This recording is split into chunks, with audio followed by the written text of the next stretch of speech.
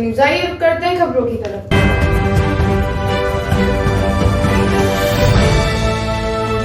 मोदीनगर के गांव विद्यापुर में कांग्रेस पार्टी ने आयोजित किया संविधान सम्मान सम्मेलन।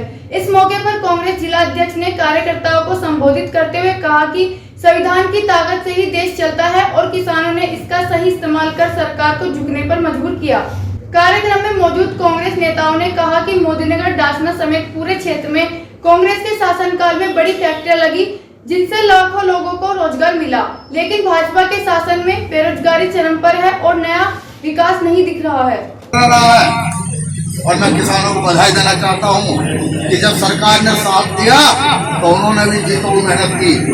जब हम 40 करोड़ जनता का पेट नहीं भरते थे मेरे भाई, उस समय विदेशों से अनाज मंगाना पड़ता था।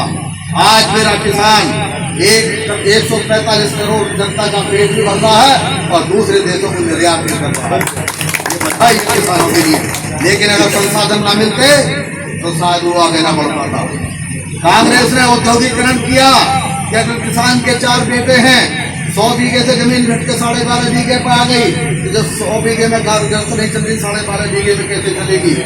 तो एक बेटे को किसान बनाया, एक बेटे को नौकरी देकर के कर्मचारी बनाया, एक को सेना में भेज के सैनिक बनाया, सरकारी सेवाओं में भेजने का काम करा, और जिनको सरकारी सेवाओं में नहीं भेज पाए थे तमाम उद्योगीकरण कराया। लेकिन दुर्भाग्य देखिए, जो कांग्रेस के समय मोदीनगर बसा, तमाम फैक्ट्रियां लगी, डासना में डीसम फैक्ट्री लगी, गाजियाबाद में कोयसा लगी, तमाम स्वदेशी फैक्ट्री लगी, जो फैक्ट्रियां 10-10 हजार लोगों को रोजगार देती थी, आज वो फैक्ट्री पर ताले डाल दिए गए। इस सरकार ने डाले। कांग्रेस की अगर सरकार आएगी तो कांग्रेस की जो पॉलिसियां हैं, कांग्रेस अपनी पॉलिसी पर कायम रहेगी। कांग्रेस किसान के लिए, मजदूर के लिए, नौजवान के लिए, सबके लिए योजनाएं रखती हैं। कांग्रेस के समय में नौकरियों में पैसा नहीं लगता था, पट्टे देते थे तो पैसा नहीं लिया जाता था। जिन्होंने नौकरियों में पैसे लिए, ट्रांसफर पोस्टिंग में पैसे लिए, 2 नंबर का पैसा इकट्ठा कर दिया, आज वो पार्टियां बोल नहीं पा रही हैं। जो सरकार डंडा दिखाती है तो वो सरकार की भाषा बोलती है, अपने प्रत्याशी तक नहीं लड़ा पा रहे। मेरा इशारा आप लोग सुन रहे होंगे। जो हाथी चिल्लाता था, जो हाथी घूमता था गांव-गांव से शहर, कहाँ गायब हो गया? सरकार से आंख मिला के बोलने की हिम्मत सिर्फ कांग्रेस में है। हमारा नेता हर जगह बोलता है। जब पाकिस्तान ने भारत पर हमला किया तो उसको करारा जवाब देने का काम इंदिरा गांधी ने किया। इंदिरा का राष्ट्रपति रीगन ने बुला करके इंदिरा जी को धमकाने की कोशिश की, अपने यहाँ बुलाकर कहा कि आप समझौता कर लीजिए वरना हम 7वां बेड़ा भेज देंगे। इंदिरा जी ने जवाब दिया कि 7वां या 70वां बेड़ा ही भेज दो, हम आपका ये प्रस्ताव मंजूर नहीं करते। और राष्ट्रपति का लैंड का बहिष्कार करके अपने देश चली आई। और आज सरकार का निकम्मापन देखो कि पाकिस्तान को जब हमारी सेना ने, हमारे जवान बच्चों ने कब्जे में ले लिया तो अमेरिका से एक फोन आता है, नरेंद्र सरेंडर। सरकार ने करने का काम कर दिया। पूरे देश के नौजवानों का, पूरे देश की सेना का सिर नीचे झुकाने का काम कर दिया। आज देखिए कितना ना सरकार सेना का मनोबल बढ़ा पा रही है, ना देश का सम्मान रख पा रही है, ना किसान का सम्मान रख पा रही है, ना नौजवान का सम्मान रख पा रही है। आज बेतहाशा महंगाई जिस तरीके से बढ़ रही है, बेरोजगारी जिस तरीके से बढ़ रही है, बड़ी चिंताएं हो रही है। सरकार के पास नौकरियां नहीं, फैक्ट्रियां जो कांग्रेस ने लगाई थी 50, 60, 70 साल के अंदर उन्हें बंद कर दिया गया। हमारा बनाया हुआ पूरा ढांचा सब ढा दिया गया। आप देखिए हम जातीय धर्म के नारे में रह गए। सविता गौतम जी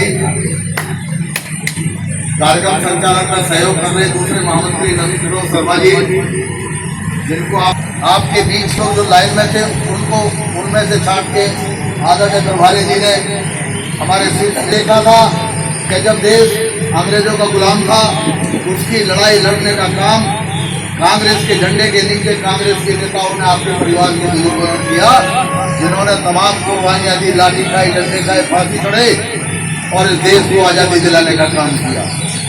उस वक्त भी चंद गद्दार थे जो आजादी की खिलाफत करते थे, और जब देश आजाद हुआ तो देश की स्थिति क्या थी वो बुजुर्ग बता देंगे।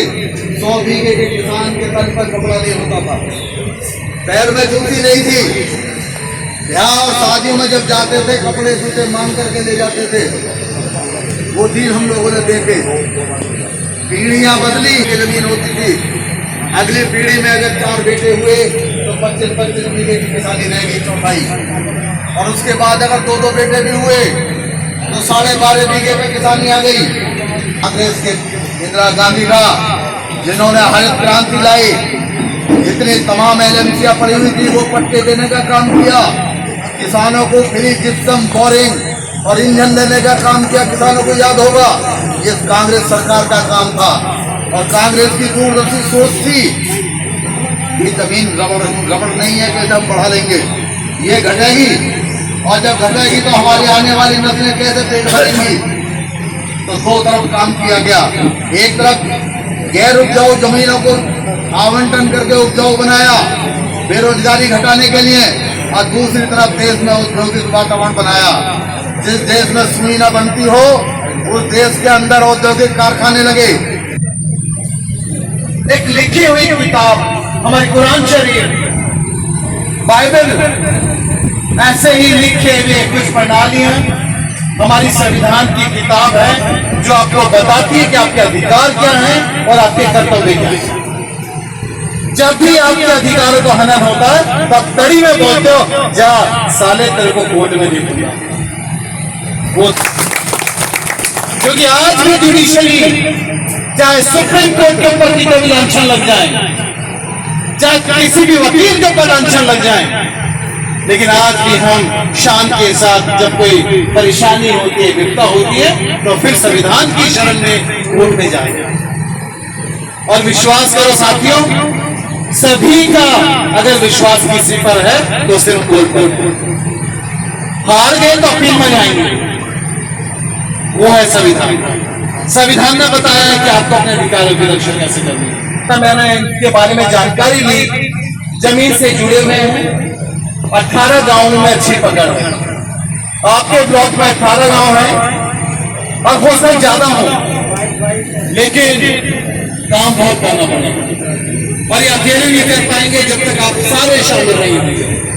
आप लोगों की उपस्थिति, आप लोगों का कंधा, आप लोगों का साथ ऋषभ सिंह जी को चाहिए।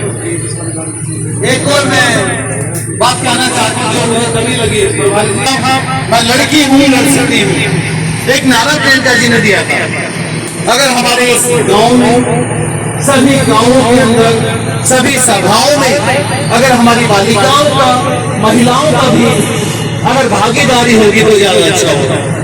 हम समानता के हमारे बड़े भाई गाजियाबाद के प्रभारी शिवराम वाल्मीकि जी, उनके साथ चल करके आए गाजियाबाद जिले की जो सभी कमेटी है, हम उनका हार्दिक अभिनंदन करते हैं, स्वागत करते हैं।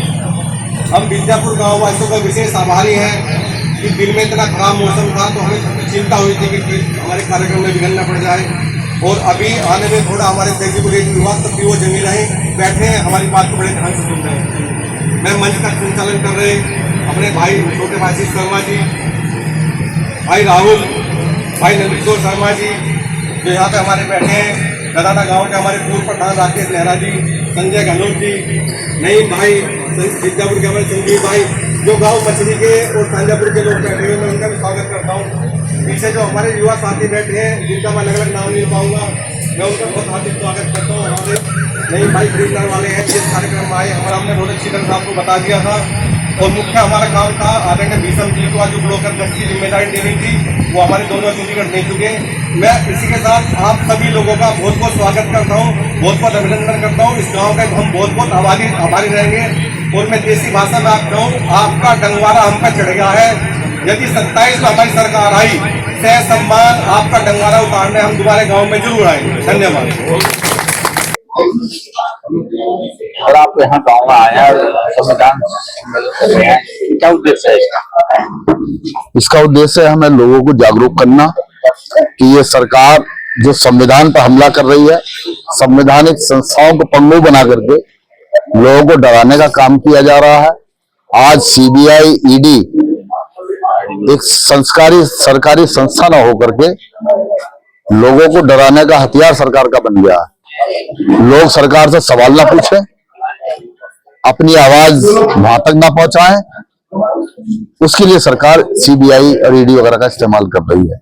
तो संविधान बचाओ सम्मेलन के माध्यम से हम लोगों को जागरूक बनाने का काम कर रहे हैं कि आप अपनी बातें उठाइए और जनता को इस बात को बताना चाहते हैं कि ये सरकार आपकी जो बातें लोग करते हैं उनकी बातों को ना उठाया जाए, सिर्फ इसलिए जो ऐसी संस्थाएं हैं उनका दुरुपयोग करके आपकी आवाज को दबाने का काम कर रहे हैं। कांग्रेस की 2027 की तैयारियां क्या हैं? कांग्रेस की 2027 की तैयारी मजबूत है।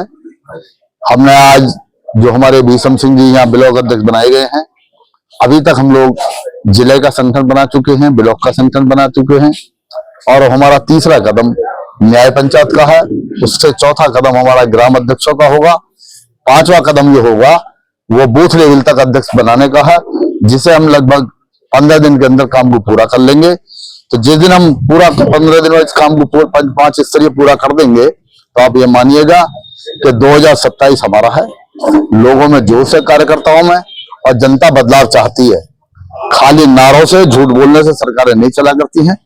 आज बेरोजगारी चरम पर है, किसान मजदूर करा रहा है, आज महंगाई आसमान छू रही है, माँ बहनों का सम्मान नहीं है, जगह जगह हत्याएं हो रही हैं।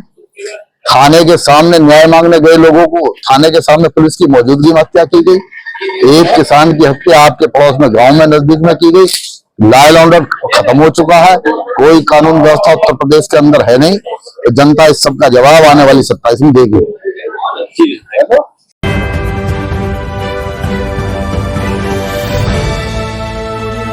आज के लिए खबरों में बस इतना ही। कल फिर होगी आपसे मुलाकात। नमस्कार।